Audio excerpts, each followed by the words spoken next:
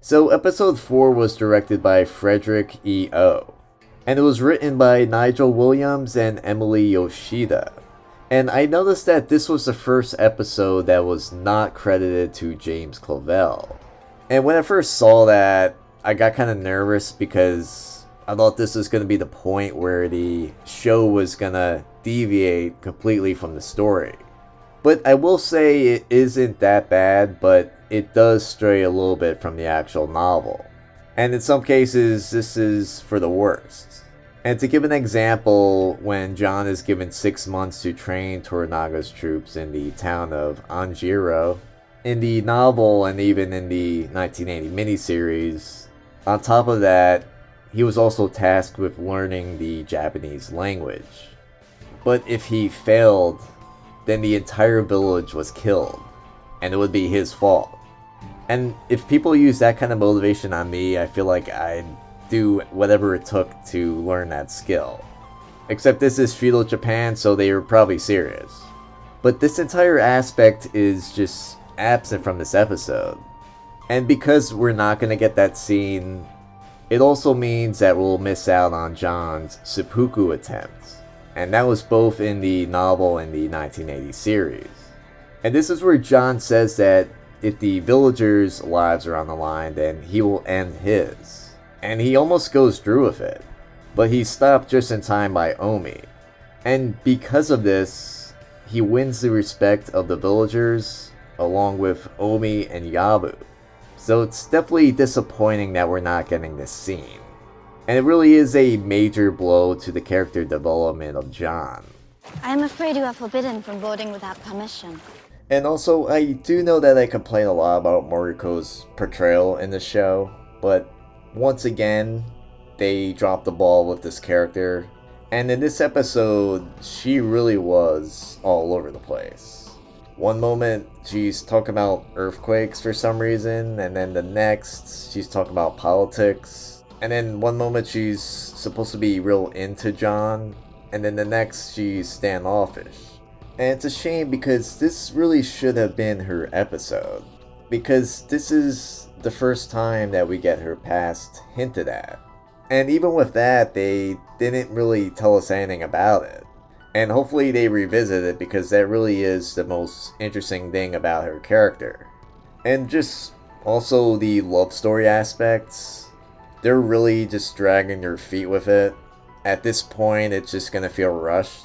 Well, if you were with me, all the way from the Japans, I'd take you to see my queen. But as for the episode itself, I will say this is the slowest episode. But really, the term slow is not always talking about a lack of action or interest. But it's really just about the rhythm of the narrative. And I will say the story really is starting to go places with this episode. And the main focus in this episode is on John, or Ainjin-san. And he's just slowly giving in to his new Japanese surrounding. And this episode presented us with his biggest challenges yet. And in this episode, he gets his own consort, which is Lady Fuji. And their relationship is kind of awkward. It's basically just used by the writers just to grow the relationship between Mariko and John. But Lady Fuji did do something pretty badass in this episode, I will say. And this was also shown in the novel. And despite John feeling like a prisoner at first, in this episode, he begins to understand the culture and grows even to like it a little bit. And I don't know how good John's life was in England, but I find it hard to believe that it was better than this new Japanese life. Now he gets to live in this beautiful country, gets his own property and house, he's given a Japanese courtesan, and he's respected by the villagers as upper class. And it's funny because the 1980 series and even the novel, they really hammer home the male fantasy of Japanese life. And just as a guy, you're watching this and you're thinking that they have the life. But this is mostly due to just John being given the honor of Toranaga of being a Hanamoto, which is a high-ranking samurai and it's a lord. So not everyone in feudal Japan had this lifestyle. It was an honor. And under this new title, Toranaga states that he will train his own samurai in foreign military tactics. And this is something that he intends to use in a potential battle between himself and the other lords. And after resigning his position from the Council of Regents in last week's episode, Toranaga has now moved one step closer to asserting himself against his enemies. And I won't spoil it, but the ending of this episode is insane. And I did not see it coming. And just the way it ends, you could just bet that the next episode will begin with a bang. So definitely can't wait for the next week. And meanwhile, outside of this week's romantic stuff, I'm really liking the character of Yabushige.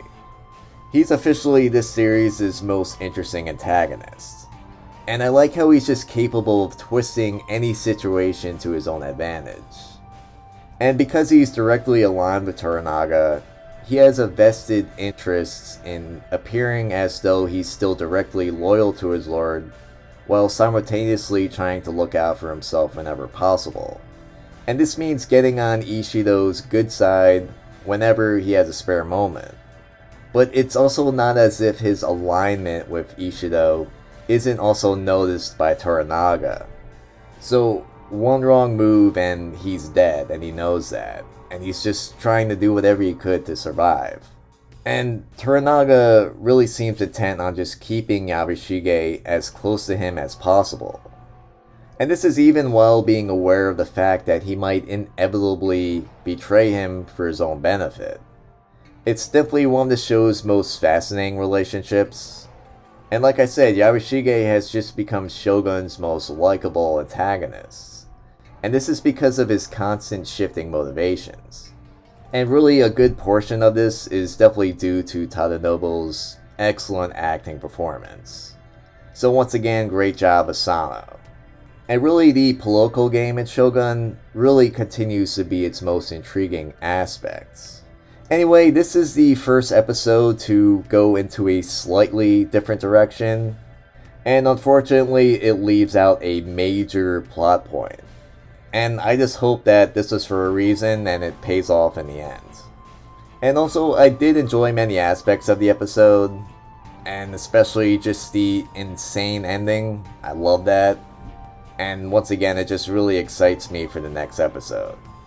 Anyway, tune in later this week to hear my spoiler review for this episode, and that's when we'll get into that really great moment at the end.